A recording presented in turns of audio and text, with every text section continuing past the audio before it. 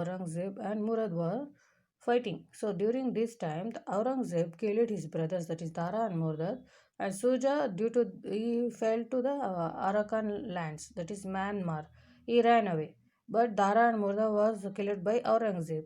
So Shahjahan was imprisoned in Agra fort. The last great Mughals ascended the throne in 1658. Keep it in mind. And he got the title of Alamgir and ruled for 5 decades. How many decades? Aurangzeb ruled for 5 decades, that is 50 years. Next, how was his administration? Overall, the Mughal Empire's administration. So, the Babur and the Humayun were not able to build an efficient administration, but the Akbar had an able administration, that is empire, and he consolidated. So during the entire Mughal Empire administration, the Babur and the Humayun were not able to build efficient administration. But during the Akbar's rule, he consolidated and united different parts of his empire. So he centralized the monarchy in he has a centralized monarchy in which emperor held the absolute power. So as his empire was divided into provinces, he used to hold confidence meetings between the emperor and the administration. That is Diwan-i Khas and Diwan-i Ayam. Diwan-i Khas was held for the emperor and the administration, and Diwan-i Ayam was conducted for the normal public persons and to solve the public problems.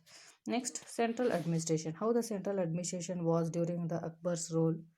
In the Akbar's role, the head of the civil and the king will be the head of the civil and the military administration, and there was a supreme commander of the Mughal army and supreme deliverer of the justice. Here, the king is going to be the head of the civil and military department, and he is the supreme commander in all the matters relating to the army and justice.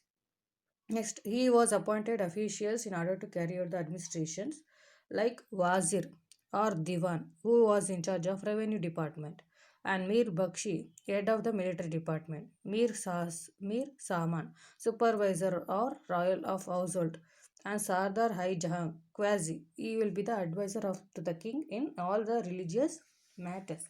Next, coming to the provincial administration, that is related to the local district wise. Akbar Empire was divided into 15 provinces or subas. So under this, he was appointed a governor or subadar in order to carry out civil and military, and diwan to carry out the land revenue records. Then we had a suba, that is and next suba was divided into districts, and it was carried out by the sarkars, and they had a parganas. And who is this Kotwal? Kotwal will be responsible for maintaining the law and order and in order to keep the birth and death record of the people in a town. So, students, one of the main feature of the Akbar's administration is he adopted a Mansabdari system. What is this Mansabdari system? During his time, that is Akbar's administration, Mansabdari system was most important feature which had both importance to the military and the civil aspects, civil matters. So, during the military, in this, the military responsibility is distributed among a group of officers known as Manzabdar. The word Manzab means rank. So it was ranked from 1 to 10. Then how the revenue system was there? So Todarmal, Akbar's revenue minister was a Todarmal, and he implemented Todarmal Bandobast system.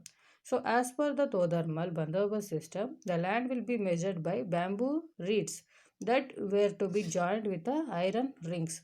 On the basis of the fertility, the land will be divided into 4 categories: Polaj, Parati, Chachar, and Banjar. So as the land was divided into on the basis of 4 categories, then whatever the average produce is being produced by the from they got from the land, the farmers used for the previous 10 years was calculated, and the average price of the crop was cultivated. So one third of the average produce was fixed as a tax. And even Akbar provided some welfare measures for the people, like loans, tax exemption from paying revenue. Why they used to provide this? During drought and floods, the people were not able to pay the tax. In order to avoid their problems, in order to cope up with the problems, they used to provide the loans and the tax. He exempted the tax. That is, they need not to pay the tax during the drought and the floods. So he was providing the tax exemption. Next, trade was also a way of getting the revenue other than the land revenue. We used to get the taxes from the trade, and even the foreign trade was carried out. Internal and foreign trade, that is within the districts and the state, and even the outside of the country used to trade is a trade activity was conducted. With whom, like Europe, Central Asia, China, and they used to export textile, indigo, that is the color. Then spices used to be export. Then coming to the religious policy, Ibadat Khana was built at Fatehpur Sikri in order to carry out the religious, in order to discuss about the religious matters. This intention was to preach the Silik I Kul or principle of universal peace. That is, under this new religious order also passed, that is Deen I Ilai, a moral code on belief in one God.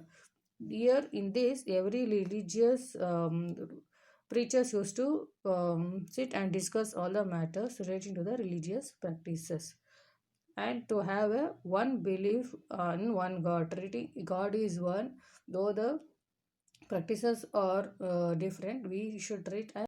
So lastly, the decline of the Mughal Empire.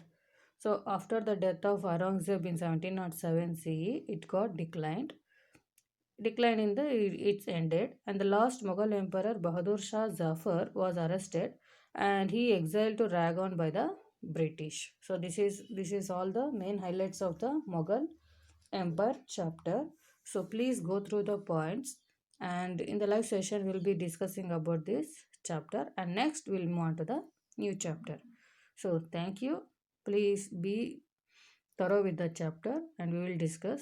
Thank you. Be safe and be healthy.